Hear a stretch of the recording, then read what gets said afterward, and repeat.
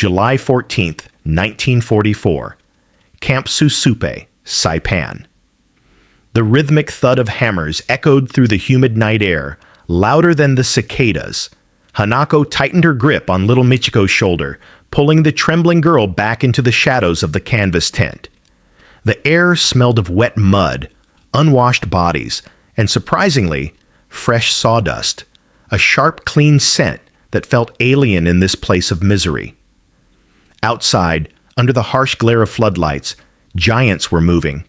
American soldiers stripped to the waist, their skins slick with sweat, were hauling large sheets of plywood. Hanako held her breath. The propaganda had been clear. American soldiers were beasts who would defile them at night. Michiko whimpered, needing to relieve herself, but the terror of the open trenches, the exposed ditches where men could leer, had kept her paralyzed for 2 days. "Stay down," Hanako whispered, her heart hammering against her ribs. But the soldiers didn't look at the tents. They didn't shout or jeer. A sergeant with a cigar clamped between his teeth pointed silently to a frame being raised. Another soldier, young and blonde, nodded and drove a nail into the wood with precise, heavy strokes. Thud, thud. They were building something fast. A wall, a barrier. Hanako watched, confused by the lack of malice in their movements. They worked with the efficiency of machines, ignoring the hundreds of fearful eyes watching them from the darkness. If you enjoy historical stories about humanity found in unlikely places, please subscribe and comment which country you are watching from. 3 weeks earlier, the Northern Cliffs, Saipan. Saipan, July 1944. The heat was a physical weight, pressing down on the jagged rocks of Marpy Point. It smelled of sulfur, rotting seaweed, and the iron-copper scent of old blood. Hanako stood at the edge of the cliff, her feet bleeding inside her torn canvas shoes. Below her, the Pacific Ocean churned, a violent, indifferent blue that had already swallowed so many bodies that morning.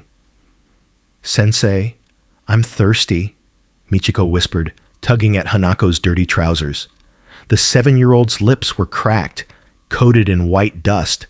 Hanako gripped the child's hand tighter, her knuckles turning white. Around them, the remnants of the civilian population of Saipan huddled in terrifying silence.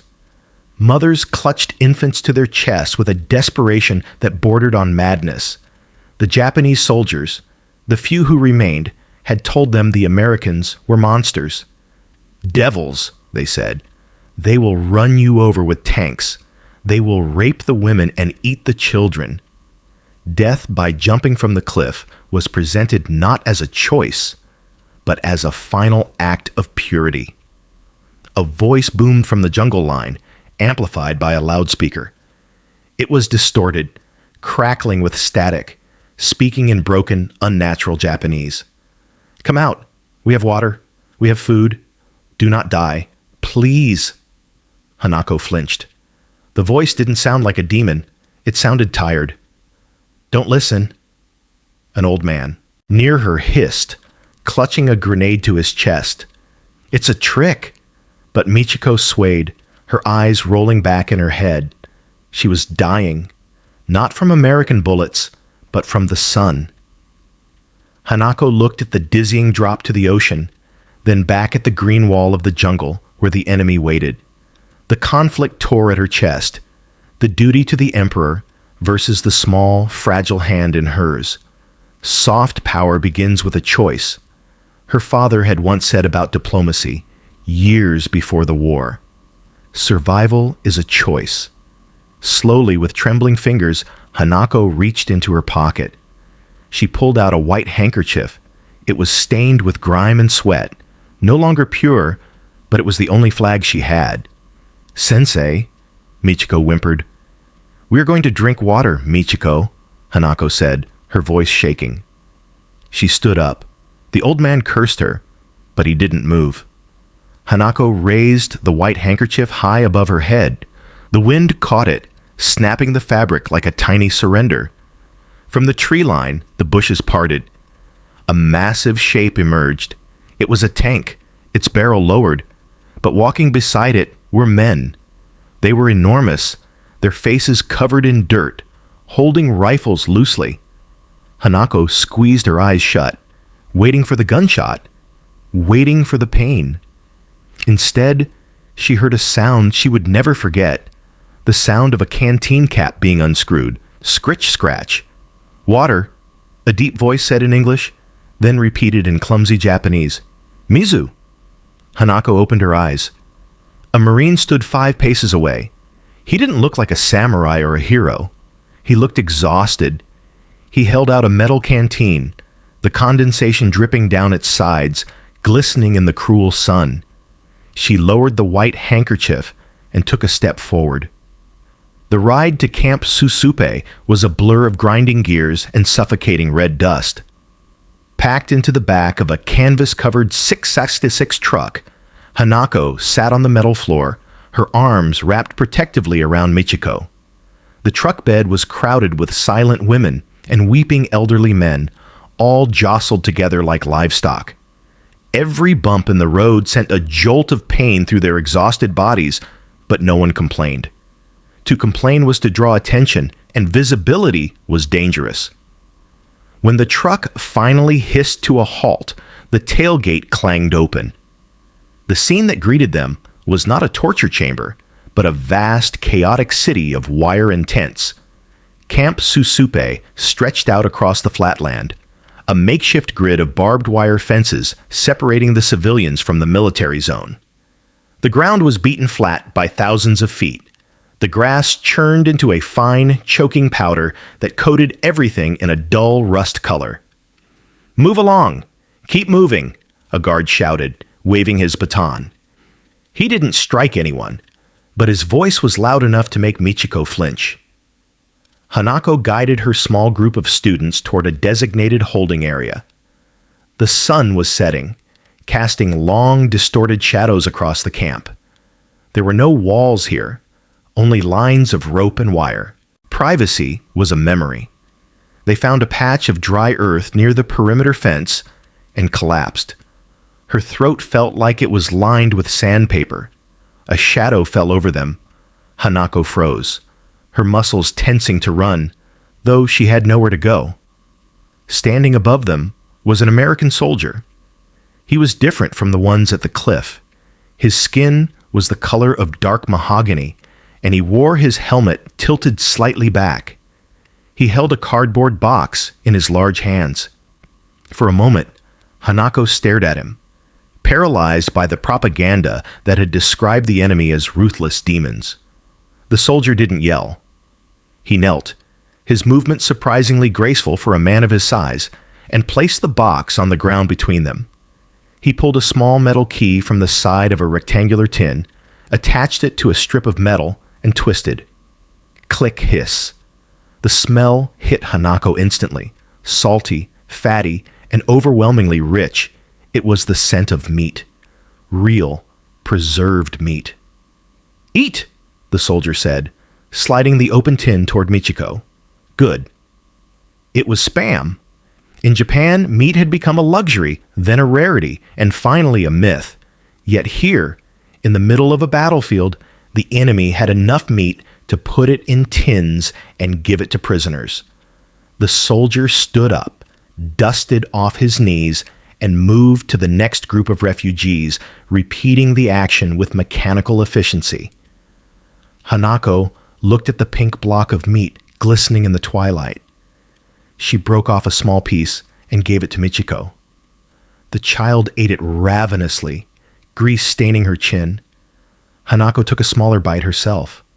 The saltiness was intense, almost painful, but it tasted like life. It tasted like power. How could Japan defeat a nation that fed its prisoners better than the emperor fed his soldiers? Night fell quickly over the camp. The air cooled, but the smell of humanity, thousands of unwashed bodies, intensified. As the adrenaline of survival faded, a new, more urgent pressure began to build in Hanako's lower abdomen. Michiko, too, was shifting uncomfortably, clutching her stomach. "Sensei," the girl whispered. I need to go. Hanako looked around. She saw figures moving toward the far edge of the sector, near the fence line. She took Michiko's hand, and they walked through the dark, guided by the movement of others. But as they approached the designated area, Hanako stopped dead in her tracks. There were no buildings, no walls, no doors. There were only long, deep trenches dug into the earth. Planks of wood were laid across them at intervals. Men, women, and children were expected to squat there, out in the open, under the watchful gaze of the searchlight sweeping from the guard towers. Hanako felt a cold dread wash over her, colder than the fear of death at the cliffs. The latrine was a masterpiece of military efficiency and a catastrophe of human dignity. It was nothing more than a long, deep trench cut into the red earth, straddled by rough-hewn planks of wood spaced 2 feet apart. There were no partitions, no roof, no canvas screens. It sat exposed under the relentless Pacific sky, visible from the perimeter fence, and, more terrifyingly, from the tall guard towers that loomed over the camp like one-eyed giants. Hanako stood at the edge of the pit, her stomach twisting in a knot that had nothing to do with hunger. The air here was thick, heavy with the chemical sting of chloride of lime, a white powder scattered liberally over the waste, yet it failed to mask the underlying stench of sickness and excrement. Flies, fat and iridescent, buzzed in thick clouds, landing indiscriminately on the filth and the faces of the women who squatted there. "Sensei, I can't," Michiko whimpered, pressing her face into Hanako's thigh. "Everyone can see." Hanako looked down at the child. Michiko's face was pale, beads of sweat trapped on her upper lip. She was trembling. "We will make a wall," Hanako said, her voice sounding steadier than she felt. She signaled to 2 other women from their village, mothers who understood the unspoken language of shame. They moved into position, standing with their backs to the trench, spreading their skirts wide to create a makeshift screen of fabric and flesh. "Go, quickly," Hanako whispered, nudging Michiko forward. But the screen was imperfect. As Michiko fumbled with her trousers, a jeep roared past on the service road just beyond the wire. The soldiers inside were not looking at them. They were laughing at a joke, their eyes fixed on the road, but the noise alone was enough to make Michiko freeze. She pulled her trousers back up, sobbing dry, silent tears. "I can't," she gasped, retreating from the trench. "I'll wait until it's dark." Hanako wanted to scream. She looked at the straddle trench and saw it for what she believed it was, a weapon. The Americans had fed them spam to show their wealth, but they had built this to show their contempt. To force a Japanese woman to squat in the open like an animal was to strip away centuries of tradition, to peel back the layers of haji, shame, until nothing remained but a broken shell. It was a torture more sophisticated than any beating. If they took away their modesty, they took away their soul. Around them, other women were making the same agonizing choice. Some, driven by the intense pain of dysentery, wept openly as they used the trench, covering their faces with their hands as if hiding their eyes would make them invisible. Others, like Michiko, chose the pain of retention. They retreated back to their patch of dirt as the sun began to dip below the horizon. The camp settled into a restless, murmuring twilight, but the darkness brought no relief. The searchlights from the towers swept across the grounds in rhythmic arcs, turning night into a blinding artificial day. Every time the beam passed over them, Hanako felt exposed, naked. Michiko curled into a tight ball on the ground, her knees pulled to her chest. Her skin was burning hot. Hanako touched the girl's forehead and felt the heat radiating from her small body. It wasn't just dehydration anymore. It was the toxicity of waste being held inside, poisoning her from within. Hanako lay down beside her, staring up at the alien stars. The spam tin, now empty, sat near their heads, a reminder of the confusing duality of their captors. They could preserve meat for years, yet they could not hang a simple sheet of canvas. Hanako's bladder ached, a sharp, stabbing pain, but she clenched her teeth. She would not go to the trench, not while the lights were watching. She would hold it until her body failed, or until the war ended.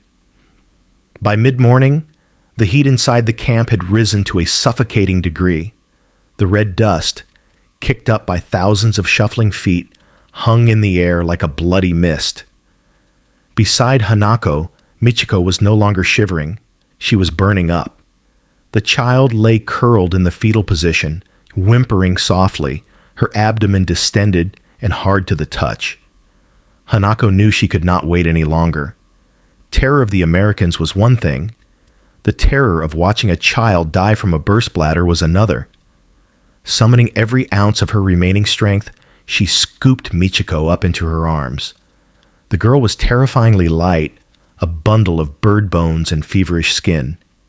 "Hang on, little one," Hanako whispered into Michiko's matted hair.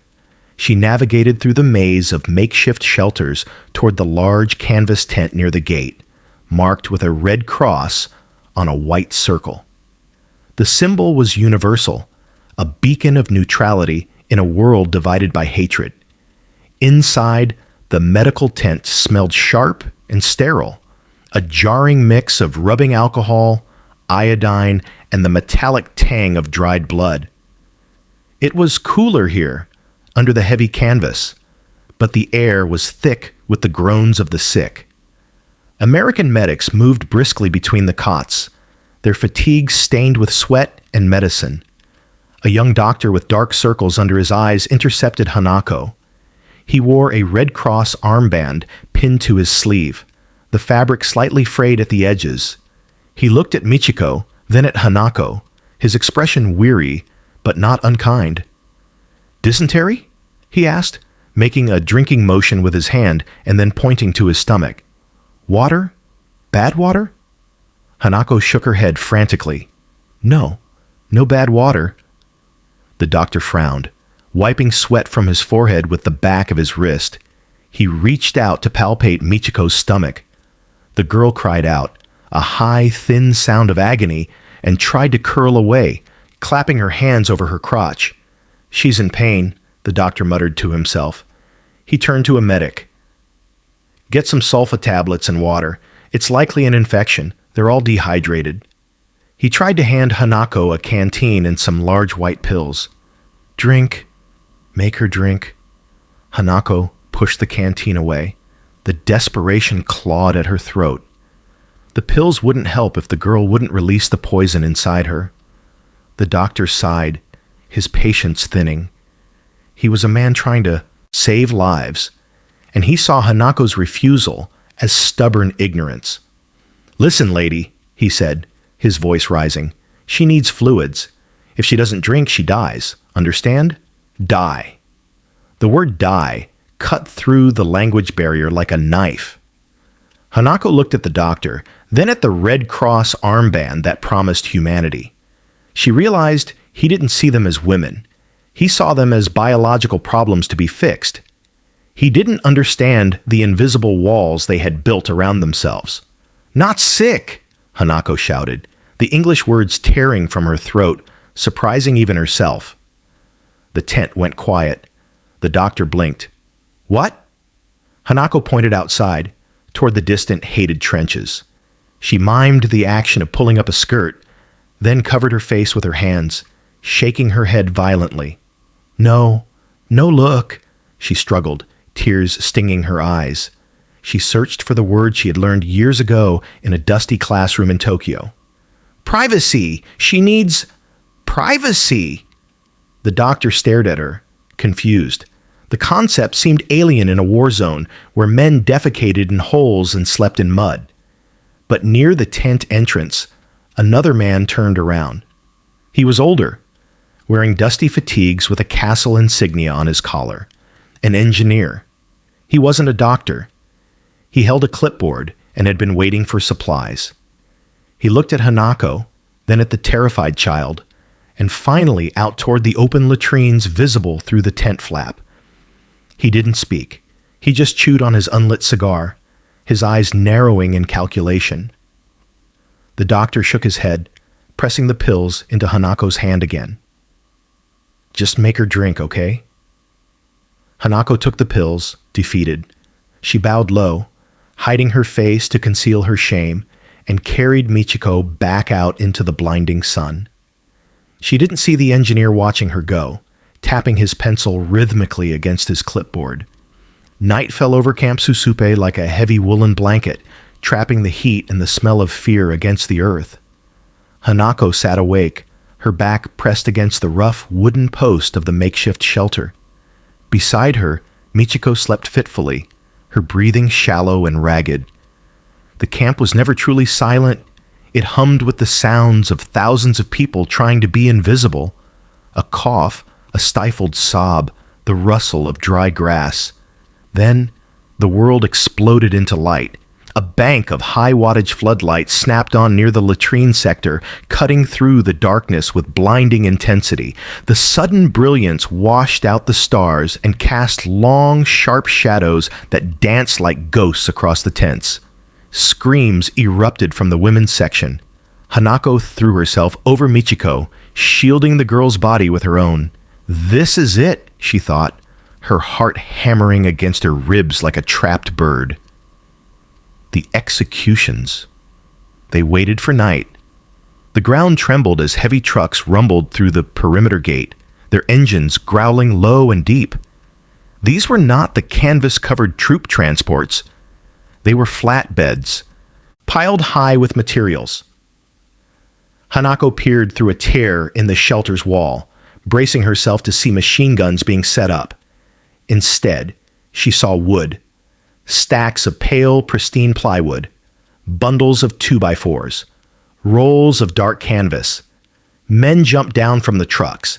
They were not the young, nervous MPs who guarded the fence. These men were older, rougher, wearing fatigues stained with grease and sweat. The insignia on their trucks was a bee holding a machine gun and tools, the CBs. A whistle blew, sharp and authoritative. It was the officer from the medical tent, the one with the cigar. He pointed, shouted a command, and the chaos organized itself instantly into a terrifying rhythm. Zisht! The sound of a portable generator kicked in, followed by the scream of power saws. Hanako flinched at the noise, covering Michiko's ears. But as she watched, the terror began to give way to a profound confusion. The Americans weren't lining prisoners up. They were attacking the earth. Dozens of men, stripped to the waist, moved with a synchronized fury. They weren't speaking to each other. They didn't need to. One team leveled the ground. Another framed walls. A third cut wood. The sound of hammers began. A rapid-fire percussion of steel on iron nails. Thud, thud, thud. Thud, thud, thud. It was a display of industrial power that Hanako could barely comprehend. In Japan, construction was a deliberate, scarce process. Here, it was an explosion of energy. They treated wood, precious, burnable wood, as if it were infinite. The wind shifted, carrying a new scent toward the huddled prisoners. It cut through the stench of the open trenches and the unwashed bodies. It was the smell of fresh pine, clean, sharp, resin-heavy. It smelled like a forest, like a home that hadn't been burned down. Hanako watched, mesmerized. The men worked without stopping, sweat glistening on their backs under the harsh electric lights. They didn't look at the women. They didn't jeer or throw stones. They were completely absorbed in their task, driven by a purpose she couldn't decipher. Why would the enemy work this hard in the middle of the night for prisoners they despised? Hour by hour, the structure rose from the dust. It wasn't a cage. It had a roof. It had solid walls. It was substantial. By the time the sky began to turn a bruised purple in the east, the noise stopped. The generators were cut. The silence that returned was heavier than before. The CBs packed their tools, wiped their faces with rags, and climbed back into their trucks. In the place of the open trench stood a long, low building made of bright, new wood, still smelling of the sawmill. It stood stark and alien against the red mud of the camp, a monument built in a single night. Hanako stared at it, the scent of fresh pine lingering in her nose, wondering what new form of torment lay behind those freshly hung doors. Dawn broke with a deceptive tranquility. The sun rose over the Pacific, turning the sky a brilliant, bruised purple before settling into the harsh white glare of mid-morning. In Camp Susupe, however, the usual routine of lining up for head counts was disrupted by a collective paralysis. Thousands of eyes were fixed on the new structure that had materialized overnight near the fence line. It stood out against the drab canvas tents and rusted barbed wire like a palace. The walls were made of pale, unpainted plywood, sheets so large and flawless they seemed impossible to the Japanese women, who were used to scavenging for splintered scraps of kindling. The roof was pulled tight with heavy green canvas, and along the front there was a row of wooden doors, real doors. "It is a trick," a woman whispered behind Hanako. "It is a place for them to take us, one by one." "Maybe it is a gas chamber," another murmured, her voice trembling. "Like the Germans use." Hanako held Michiko's hand. The girl was barely standing, her face gray with exhaustion and toxic retention. The fear in the camp was palpable, a physical weight that pressed down on their chests. The Japanese prisoners stood in a wide semicircle, keeping a safe distance from the wooden building as if it might explode. Near the structure, a jeep idled. The engineer officer from the night before, the one with the cigar and the weary face, leaned against the fender. He wasn't holding a rifle. He was holding a hammer, which he slipped into a loop on his belt as he saw the women watching. He pushed himself off the jeep and walked toward the building. The crowd flinched, stepping back as one organism. The officer ignored their fear. He walked to the first door in the row. He didn't kick it open. He didn't shout orders. He reached out, turned the handle, and pulled it open. He fastened it to a hook on the outside wall so it would stay open, revealing the dark, private interior. Then he stepped back, gestured with an open palm toward the door, and waited. It was an invitation, a polite, silent invitation. The silence stretched, agonizing and long. The wind whistled through the wire. No one moved. To walk forward was to volunteer for whatever horror lay inside. Hanako looked down at Michiko. The child was swaying, her eyes squeezed shut in pain. If I do nothing, she dies, Hanako thought. If I go, and it is a trap, only I die. She squeezed Michiko's hand once, then let go. Wait here. Hanako stepped out of the crowd. The sound of her canvas shoes crunching on the gravel was deafening in the silence.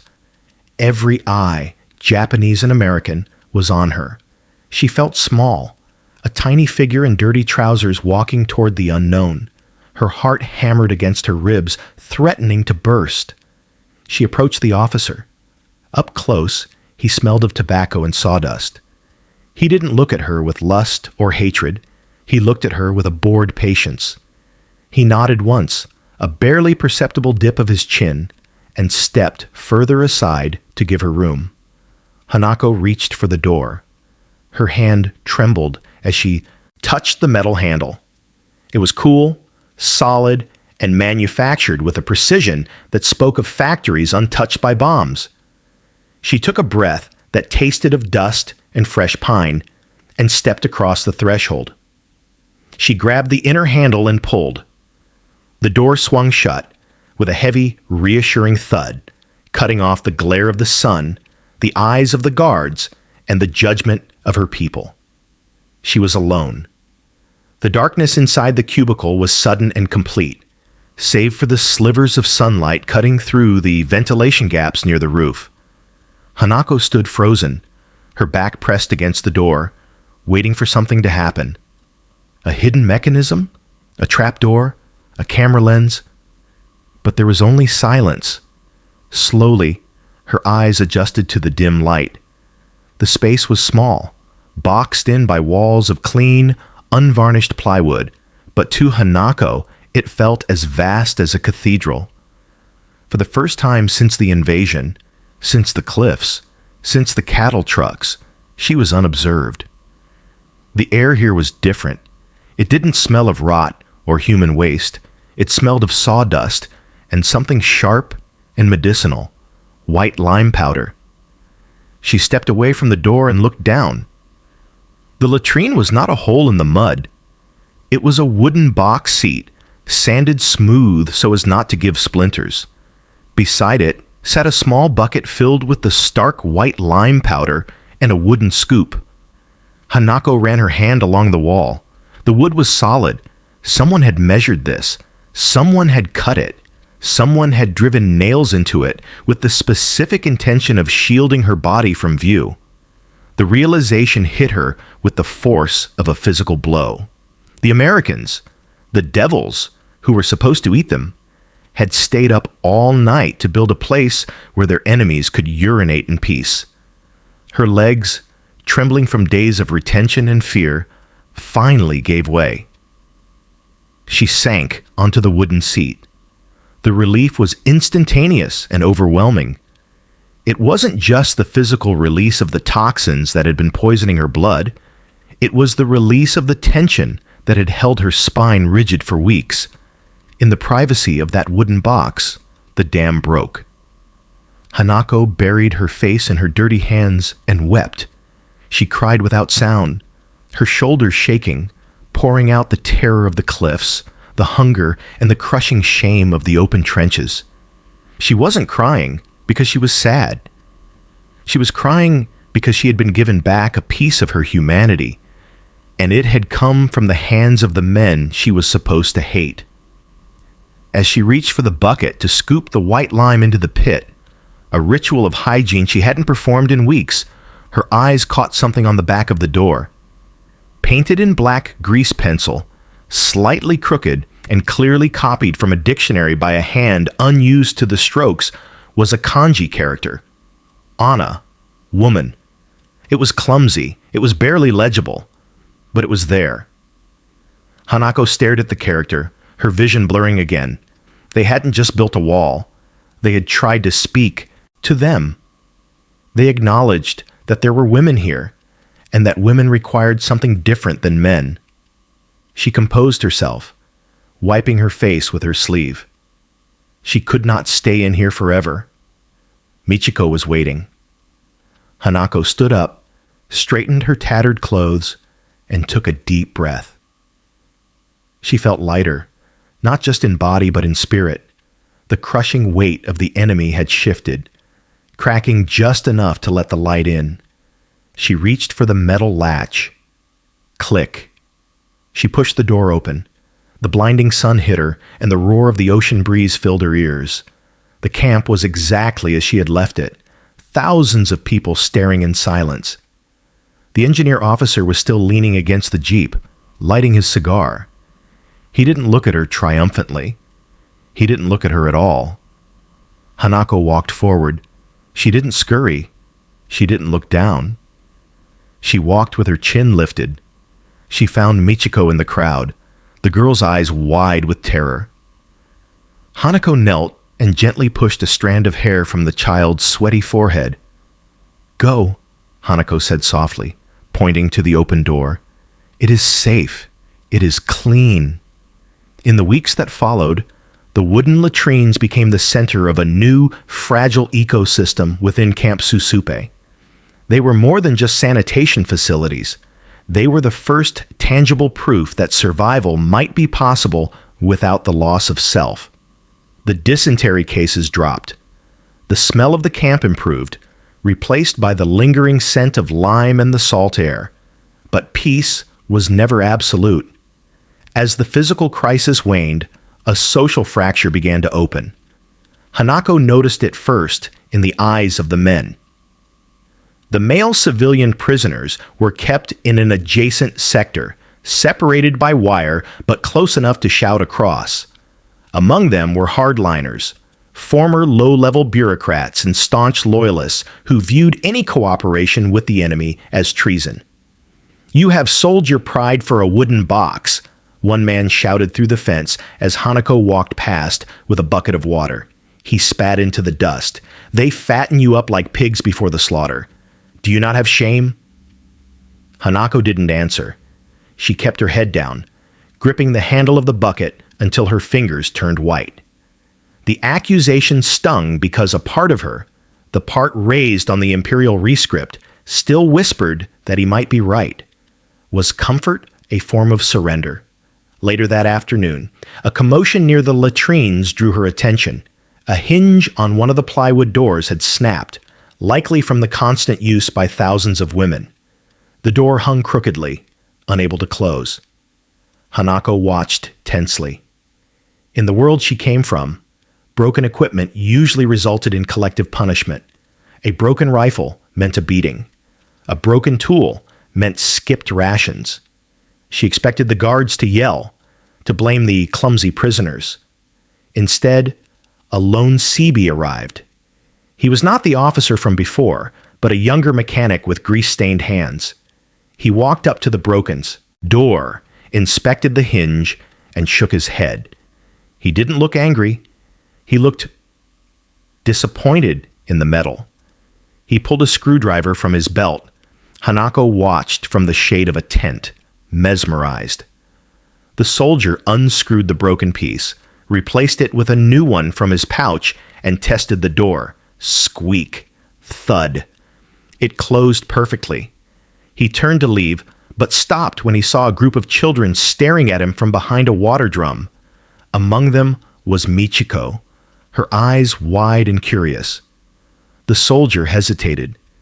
He reached into his pocket and pulled out a small, rectangular object wrapped in brown paper. He tossed it gently toward the children. It landed in the dirt with a soft thud. The children recoiled as if it were a grenade. The soldier laughed, a low, easy sound, and mimed eating. Then he turned and walked away, back to his truck, without waiting for thanks. Michiko crept forward. She picked up the object and peeled back the paper. Inside was a dark, glossy bar. The smell hit Hanako even from a distance, rich, sweet, and intoxicating. Chocolate, a luxury that even Tokyo's elite could scarcely find, was now lying in the dirt of a prison camp. The hardliner by the fence was still watching, his face twisted in contempt. But Hanako looked at the mechanic's retreating back, then at the door he had fixed.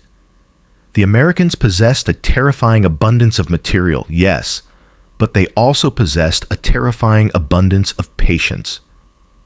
They fixed things that were broken. They built walls to protect the modesty of their enemies. They are not the demons we were promised, Hanako realized, and that makes them even more dangerous to our ideology. She walked over to Michiko, who was holding the chocolate bar like a holy relic. "Sensei," Michiko whispered, "what is this?" Hanako looked at the wrapper. She looked at the Seabee's truck disappearing into the dust. "It is a weapon, Michiko," Hanako said softly, though her voice lacked the old bitterness. "But a sweet one." She knelt down. "Now repeat after me. Thank you." "Thank you," the girl stammered. "Good," Hanako said. "Remember that word." 3 months into their captivity, the rhythm of Camp Susupe was broken by the arrival of a convoy that did not carry soldiers or supplies. These were clean, white vehicles, flying flags that bore the same red cross Hanako had seen on the medical tent. It was the International Committee of the Red Cross, arriving to inspect the adherence to the Geneva Convention. The atmosphere in the camp shifted instantly. The American MPs straightened their uniforms, buttoning collars that were usually left open in the tropical heat. The camp commandant, a stern colonel who rarely left his office, was walking the grounds, barking orders to clear away trash.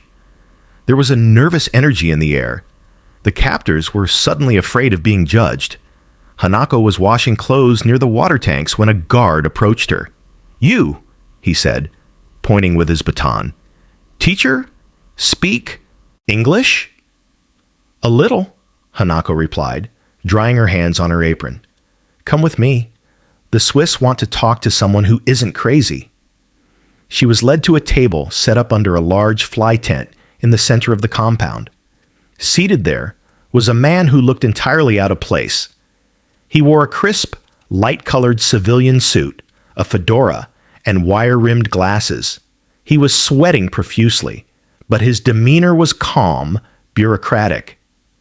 Beside him stood the American colonel, looking tense, his jaw set hard. The Swiss delegate motioned for Hanako to sit. He opened a leather notebook and uncapped a fountain pen. The nib glinted in the sunlight, a small, civilized object that seemed alien in the dust of Saipan. "Madame," the delegate said, his English accented but precise. "I am here to ensure the United States military is treating you according to international law. Please, speak freely. You are protected." The American colonel shifted his weight but remained silent. His eyes bored into Hanako. He knew, and she knew, that the first week had been a nightmare of open trenches, hunger, and chaos. She held the power to shame them, to document their initial failure for history. "How are the sanitary conditions?" the delegate asked, his fountain pen hovering over the paper. "Do you have access to hygiene? Is there privacy?" Hanako looked at the colonel. For a moment, she saw not a conqueror, but a man worried about his career, worried about doing the right thing. Then she looked past him, toward the row of plywood structures that stood baking in the sun. The doors were shut. The white lime was fresh. Inside those boxes, women were finding moments of peace that they had not known even during the retreat through the jungle. She remembered the night of the hammers, the sweat on the backs of the CBs, the smell of fresh pine, the silence of men working to save the dignity of their enemies. At first, it was difficult, Hanako said slowly, choosing her words with care. The pen scratched on the paper. Scritch, scratch. "But," she continued, lifting her hand to point at the latrines, "they built that in one night. When they saw we were suffering, they did not laugh. They built walls." The delegate followed her gaze. He noted the sturdy construction, the ventilation, the signage. He nodded, impressed. "And the guards? Do they harass the women?" "No," Hanako said firmly. "They stay away. They respect the walls." The American colonel let out a breath he seemed to have been holding for 10 minutes. His shoulders dropped an inch. He looked at Hanako, and for the first time, there was no barrier of rank or nationality between them. There was only a quiet, human gratitude.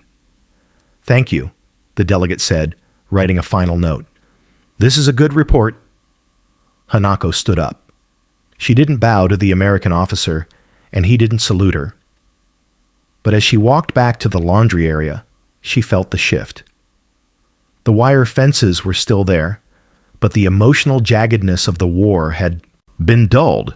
She had validated their effort, and in doing so, she had turned the enemy into something else. Flawed men who were trying, in their own way, to be decent. January 1946 brought a different kind of wind to Saipan. It was no longer the heavy, stagnant air of captivity, but a brisk, restless breeze that smelled of diesel fuel and the open sea. The war was over. The empire had fallen. The order had come down from the headquarters. Repatriation. Camp Susupe was dissolving. The tents were being struck. The wire rolled up. The thousands of civilians who had lived in this dusty limbo for nearly 2 years were being shuffled toward the docks, where Liberty ships waited to take them back to a homeland that many feared no longer existed. Hanako stood by the gate, her meager belongings packed into a single canvas sack. Michiko, now taller and stronger, stood beside her, clutching a worn English dictionary. The girl was no longer the fragile, terrified creature of the cliffs. She was a survivor, fed on American rations and American kindness. "Are we ready, Sensei?" Michiko asked. "Almost," Hanako replied. "Wait for me one moment." She handed her sack to the girl and walked back into the empty compound. The ground was littered with the detritus of departure, abandoned papers, broken sandals, scraps of fabric, but the structures remained. Hanako stopped in front of the latrine block. The wood was no longer the bright, fresh yellow of that first morning. 2 rainy seasons and the relentless tropical sun had turned the plywood a silvery, weathered gray.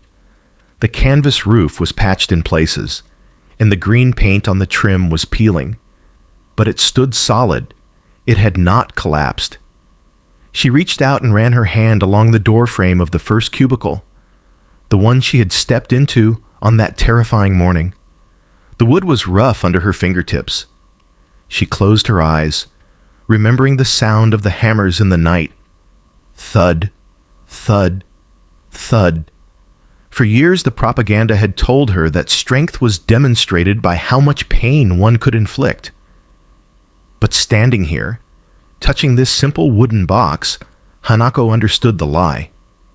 True strength was the ability to build. True power was having the resources and the will to grant dignity to those who could do nothing for you in return. The Americans had conquered them not just with the atomic bomb, but with plywood, with Spam, with the silent, devastating competence of their engineers. They had destroyed the Japanese spirit of resistance by proving that life under their care was, confusingly, undeniably humane. She picked at a loose splinter of wood on the doorframe. It came away in her hand, a tiny, jagged piece of the sanctuary. She slipped it into her pocket. It would be her reminder. When they rebuilt Tokyo, when they rebuilt their lives from the ashes, they would need to build with this kind of strength. Not the strength of the sword, but the strength of the shelter. "Sensei," Michiko called out from the gate. "The trucks are leaving." Hanako opened her eyes. She looked at the latrine one last time, whispering a silent word to the ghosts of the Seabees who had worked that night. "Arigato," she breathed. She turned and walked away, her steps firm on the red earth. She didn't look back at the barbed wire. Ahead of her, the ocean was waiting, vast and blue, leading the way to a new world. The sound of the ship's horn echoed across the island, a deep, mournful, yet hopeful sound that drowned out finally the memory of the guns.